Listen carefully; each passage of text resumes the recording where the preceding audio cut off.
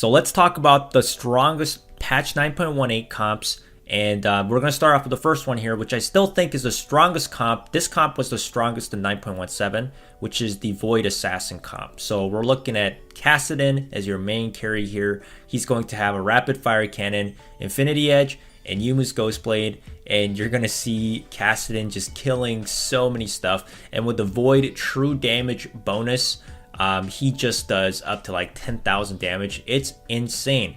I feel like if you don't have one of these items on Kassadin, he is a little bit weaker, but it's still a top 4 build. So as long as you make Kassadin into an assassin with the Yumu's Ghostblade, Void Assassins are really strong. So you can see the other assassins here. We got Zed, Evelyn, Pike, Rengar, Kha'Zix is usually what I end up with. And the reason why I choose Zed over the other ninjas is because I think he's actually the strongest ninja in terms of versatility, because he comes out early on before Akali, and he's actually very easy to get to 3 stars as well. So when you have a 3-star Zed, it's just a lot better to use than Akali at 2 stars, for example. And if you actually itemize Zed as well, he's very, very strong. So I like Zed as my ninja assassin in this build. And normally these are the 6 assassins we have. Now for Cho'Gath, you don't need to have the Yumu's Ghostblade, but if you ever do get another one, I like to slap it on him, make him into an assassin, because Cho'Gath assassin can be very deadly as well when he gets a higher amount of crit damage. You can also give him more items as well if you want to make Cho'Gath into a carry. He's still very strong. Now if you don't have a Kassadin, which is the weaker, I'm going to be talking about the weaker 6 assassin build. So instead of Kassadin, you're going to replace him with, let's say, a Katarina. You'll have 6 assassins, right? And or let's say you don't have a Yumu's Ghostblade. So there's no Kassadin, there's another assassin in this place. Then you're going to make Rengar into your carry. So these are the items that still work on him. Rapid Fire Cannon, Guardian Angel, Bloodthirster, which has been working for him ever since. Rengar is still really, really strong if you make him into a carry. So this would be the weaker assassin build. The strongest assassin build right now is making Kassadin into a carry. So this is something you can still kind of force if you get the right items. So give this build still a shot because it's still deadly and extremely good in rank mode. Alright, the second comp is 6 Shapeshifters and some Dragons. This comp, once again, was very strong in patch 9.17 and still seems to do very well in 9.18. So the first champion we have here is Gnar, and Gnar is still really strong, as you guys know, so he's going to be part of the 6 Shapeshifters. You're going to have, in fact, all the Shapeshifters, of course, which is going to be Shyvana, Swain, Jace, Nidalee, Elise. And then for the dragon synergies, you can have Aurelion Sol or Pantheon, or you can have both. So Pantheon is not a mandatory, he's just a filler.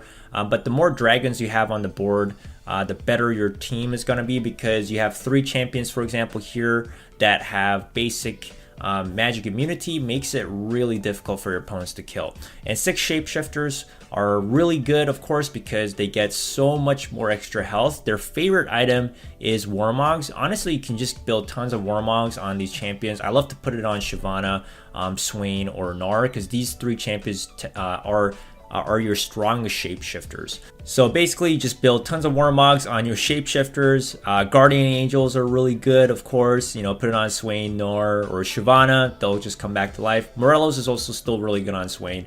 But 6 Shapeshifters, still a really strong build with dragons. Magic immunity makes it extremely difficult for your opponents to kill. That's the whole point of using Shapeshifters. They get tons of health when they transform. They have lots of crowd control. They have lots of magic immunity with dragons, and they do tons of damage. So this is still a top 4 build, extremely strong. Most likely will get you to first place if you have exactly 6 like this with some really good items on your champions. So the next comp we're going to take a look at here is the Rangers. And Rangers are still really good in patch 9.18. And I think they're actually better now than before in patch 9.17. I've also seen lots of opponents use Rangers now in rank mode. They're highly competitive. And this new item right here, the Swordbreaker, that just got buffed to 33% chance to disarm for 3 seconds, is really good on Rangers right now. This is something that a lot of players use for Ashe. And when Ashe attacks really fast, so you have something like Runon's and Gwynsu's Rageblade, which will get her attack speed up to like 5.0, possibly, right? She gets to disarm your entire opponent's team really fast. And what disarm basically does is your opponent's champions cannot attack. So they'll just stand still and they'll just look stupid. So they'll just get frozen by her glacial stun, and then they'll also get disarmed for 3 seconds. So you'll just see your opponent standing still and they'll just end up dying. So that's why Swordbreaker now with the new buff is really good, and it's a very good item on champions that can auto attack really fast. And the fastest auto attacking comp is Rangers. So this item is really good on someone like Ashe. And of course, with your Ranger build, I'm just showing you guys the core. So the core 6 champions is the 4 Rangers. Of course, you're going to want to have these 4. And then you can have Mordekaiser and Sejuani as the main knights. You need to still have the Phantom bonus to wipe out a unit from your opponent's side. And Sejuani is still really strong. And then for, for 2 more champions that you can add to this build, it's up to you depending on what you get. So I'm just showing you guys the core of the Rangers. As long as you have these 6 champions, and then you build something like Swordbreaker, you will do really well. Make sure you give Ashe more attack speed items, of course, because if you don't have attack speed items on Rangers, they're going to attack too slow. So make sure you still give some recurve bow items for your Ashe, Varus, or Kindred. Fourth comp we'll take a look at is the Draven comp, Draven and Knights. This one is 4 Imperials, 4 Knights. So now 4 and 6 Knights, damage block got increased. So the Knights did get a buff. So when you have 4 Knights now, you get to block up to, 35 damage, which is a little bit higher than before. And Draven is still really good. And this is still something you can do because there aren't many players going for Draven. So if you ever get to see him and you have these kind of items on him, so Rapid Fire Cannon is really good on him, Bloodthirster is really good on him, Gwynsu's is really good. It can really get him up to 5.0 attack speed as well, possibly.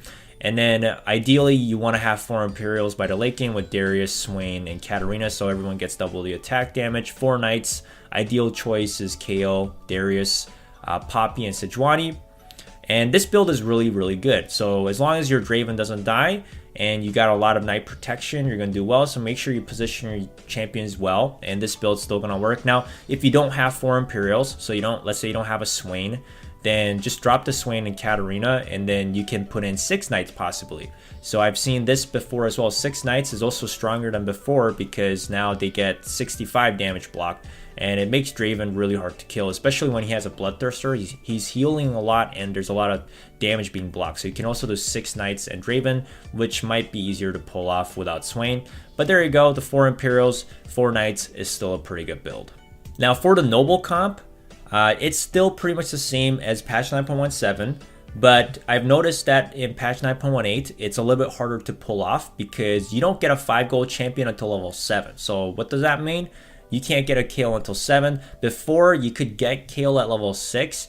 And I've also noticed that Kayle doesn't show up early enough in the shared carousel phase with the other 5 gold champions like before. I don't know if they changed the shared carousel system in terms of the 5 gold champions appearing. But I find it a little bit more challenging to get Kayle, mainly because you can't get 5 gold champions at level 6 anymore. So because of that, forcing nobles is a little bit more challenging, and I would not recommend you force nobles every game. It's something you could have actually done in patch 9.17.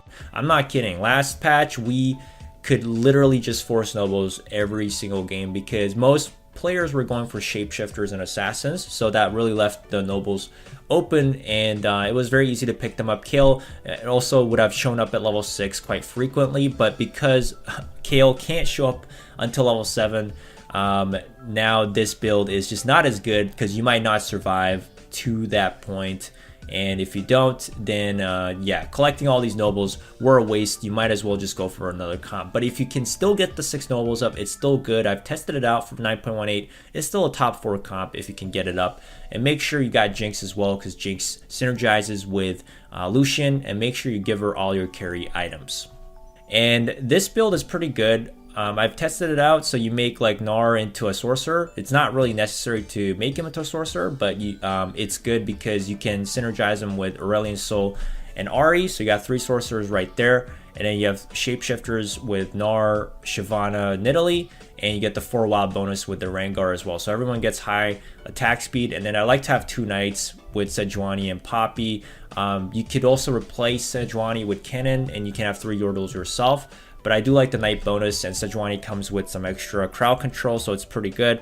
And I tend to give my items to Ahri because I get her early on in the game, so this is a type of build I go for if I get a lot of Ahris in the beginning, and then I decide to just go into sorcerers, because there aren't a lot of players that are using a lot of sorcerers right now, so it's relatively easy to pick up Ahri. So you know, this type of build is still quite strong, and yeah, you could definitely build something like Yumi's on Kennen, on Gnar, or if you don't have a Yumi's, instead of Sejuani, you could put in a third sorcerer if you wanted the sorcerer bonus. But the 4 wild bonus is pretty good because everyone gets high attack speed. You know, all these champions getting high attack speed is a good thing, and you won't dodge any of your opponents won't be able to dodge any of the attacks, so it's pretty good. For the final comp, this comp is similar to the last comp I just showed you, but we have some phantoms.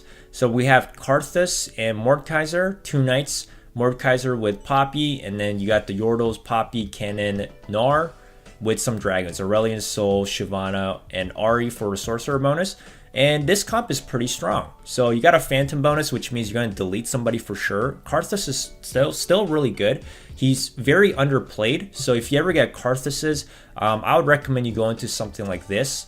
And you can also give Karthus a lot of ability power items. Same thing, you can do it for Ahri. You can give her a whole bunch of ability power items, just like Kennen. Something I like to put on Kennen, of course, is the Guardian Angel. Morelos is a really good combo on him, and he can just stun everybody in your opponent's side. Warmog's still really good item for your tanks like Shyvana and Gnar. But this damage can wipe out enemy champions pretty fast because you have a lot of sorcerers. You also have a phantom bonus. You got Yordle dodge. You got Dragon Magic Immunity, so it's pretty good. So there you go, guys. I've shown you guys quite a lot of comps here for patch 9.18, and all of these comps are really good, and if you can pull them off with the right items, you can position your champions well. It's a guaranteed top 4. A lot of the comps are that were strong in 9.17 are still strong in 9.18 because there weren't many changes from 9.17 to 9.18 in terms of the champion balances. So the meta has kind of settled, it's kind of slowed down. So a lot of the comps that are strong are still going to be quite strong. So anyways, I hope you guys enjoyed the video.